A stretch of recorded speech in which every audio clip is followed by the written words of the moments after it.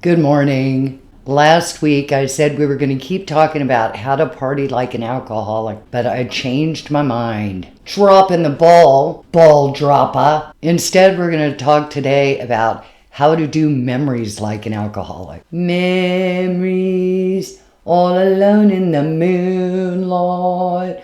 I don't remember anymore of the words from that song. I loved Cats. They're doing a movie version of it this year for Christmas. What's your problem? I auditioned for Cats, but they never called me. That's not right.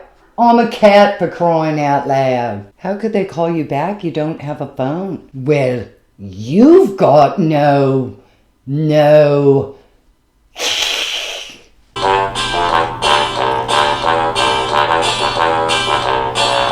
My name's Sue. I'm an alcoholic. My name's Liam. I'm a drug addict. I drank and drugged for 25 years, been clean and sober for 18. We're just here to share tips for how we stay in recovery. If you like what we're doing, please hit the subscribe button. And if you want to be notified about upcoming content, hit the bell button. How to do memories like an alcoholic comes with a rat maze of logic. So bear with me just for a minute. You're making me hungry with all your plump, juicy rat talk. Memories for me are like photos. Back in the old days, we collected photographs, pictures on shiny paper of people with scary red pupils. Memories for me are like photos, and photos stir up feelings, and feelings make me think. Your thinking gets crazy, out of control, dangerous. I can't choose my feelings, but I can choose which thoughts I'll focus on. But here's the kicker. I can't effectively focus thoughts on my own. I've got to take them to God. Every stinking one of them. Shouldn't you be saying higher power instead of God? We talked about that a few weeks ago. Don't get me off task. Memos like photos, stirred up feelings, crazy thinking. To stay sober, I've got to keep my thought life healthy. I've got to keep it clean. I've got to boss it like an inventory manager. Good stuff stays, trash gets tossed. Blah, blah, blah. Make your point, woman. I don't choose memories. They just pop in. I can choose how long or if I'll focus on them at all. Liam, wake up. I'm awake. I'm listening. Blah, blah, blah. Problem. Where's the solutions? Where's the tips that work that you promised in your title? I can shut down unhealthy thoughts and redirect to healthy ones. I'm learning with practice to keep feelings in perspective. Feelings are temporary. They come and go. Feelings don't make me good or make me bad. They just make me human. Sucky feelings can be blindingly overwhelming, but none of them's the end of the world, so I can ride it out. Good feelings don't last forever either, so I try to embrace those with gratitude and really enjoy that part of the ride. How do you decide which thoughts are healthy and which are toxic trash? Rage, shame, guilt, fear, bitterness, resentment, all of those are toxic to me. On the 6th week of Christmas, you got you drunk again. 6 bags of brain trash. And I use the Philippians 4:8 Bible verse to decide which thoughts are healthy and can stay.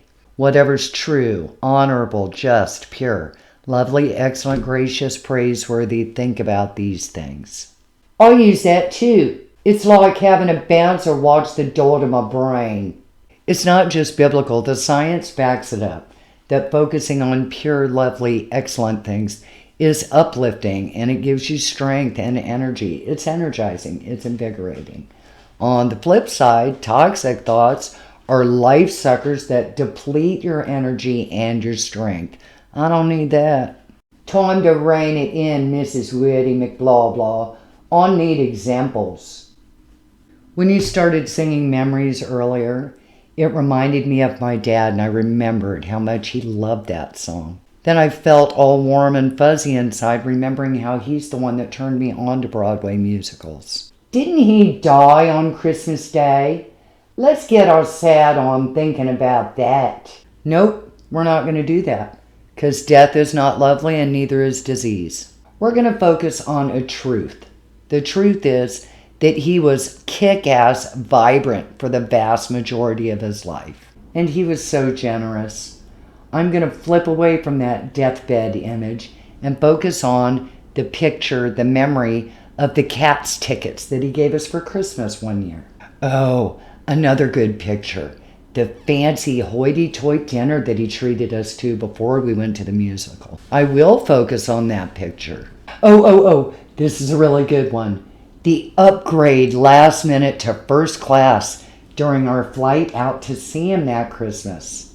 How about this memory picture? When the stewardess cut you off because you were so frickin' wasted. Who gets cut off in first class? But that image is not lovely, and we already dealt with that bag of brain trash, so let's refocus. Hey dog, what's up? Why y'all up in our work business right now? Oh, here's a bunch of pictures we need to flip through. Dad beaming, watching me play during concerts at school. So just like that, you cast aside the dying dad photo? Not right away. There was a season of grief, and that takes a different amount of time for everybody. But for me, that season's over. I'm not going to gawk at that picture anymore. Happy dad, healthy dad, vibrant dad, kick-ass pilot dad, super athletic tennis playing dad, loving dad, generous dad. Those are the beautiful memories. Those are the pictures that I'm going to dwell on. Those are what I'm going to focus on. Those are what's healthy for me. Are we ever going to do more than just scratch the surface and actually finish a topic? We're dealing with simple solutions for complicated people. And trying to translate the theory into real-life applications takes time. There's no quick fix, not for us anyway. My friends are calling me Captain Surface Scratcher. It's humiliating. Holiday season is amped up, emotionally charged.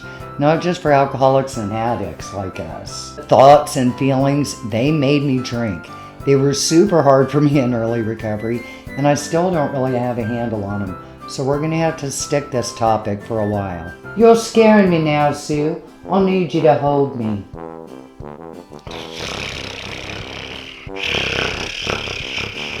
Thanks for coming. Hopefully see you next week.